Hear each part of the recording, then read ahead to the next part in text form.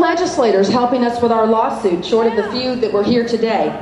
On vacation! Where are they that are testifying that TxDOT's ad campaign is outside the bounds of the law?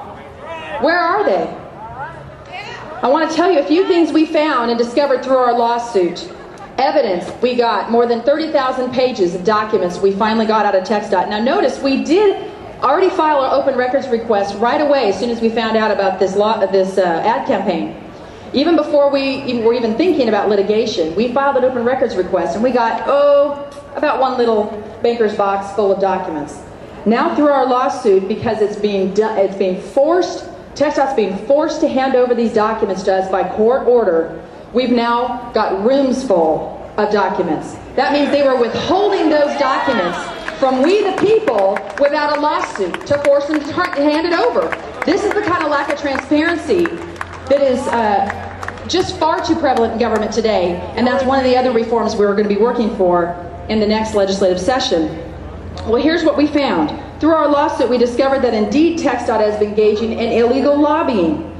Now remember, state agency is supposed to be neutral.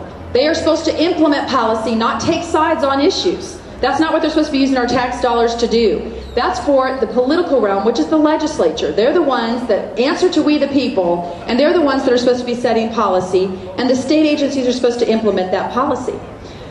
Obviously, it's dangerous when the government can use our money as a club over our heads to lobby for the most expensive transportation option, which is toll roads. So through our lawsuit, we discovered they have been illegally lobbying, and they can't say that they're not lobbying now because we have invoices that show they've hired not one, not two, not three, but 5 registered lobbyists who are getting paid. Now, I can't tell you to sit down because the cement might be hot, but are you sitting down? $5,000 to $10,000 a month each on a taxpayer dime. I want a job.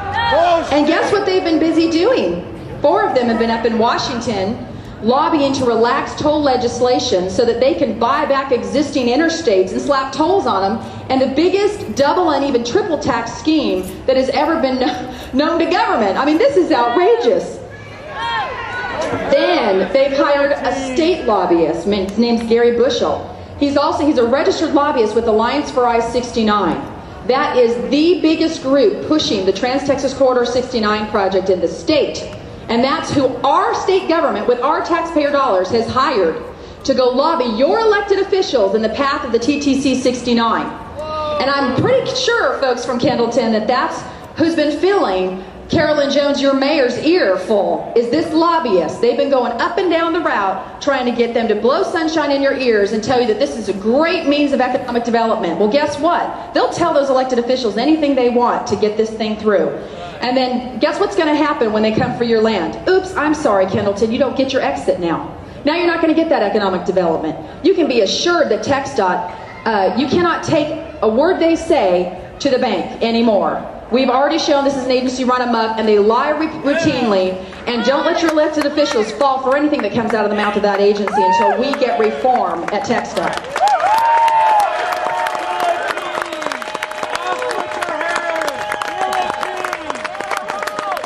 Now, you probably remember that only after we caught Transportation Commissioner Ted Houghton on camera admitting that he committed this crime, that his agency committed this crime of lobbying, hiring the registered lobbyists, which is a direct violation of Texas Government Code Chapter 556.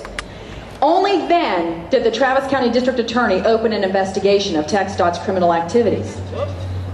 But still, no grand jury, no criminal charges, and yet we forward all the documents we get. We send them discs of everything we've gotten so that they know exactly what our Department of Transportation has been up to. So we need to continue to press, and there's an election very soon in Travis County for District Attorney.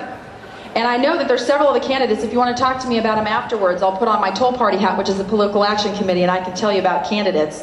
And I'll tell you that there's people running in this thing that if they get elected, this lawsuit will die. They are not going to press criminal charges against the Texas Department of Transportation. They're in the hip pocket of lobbyists. So you want to make sure, I can as a nonprofit, but I will as my PAC. So anyway, we'll let you know. But there's an election coming up. I think it's April 8th is the runoff in the Democrat primary. And y'all need to be aware of that for those of you who are here in Travis County.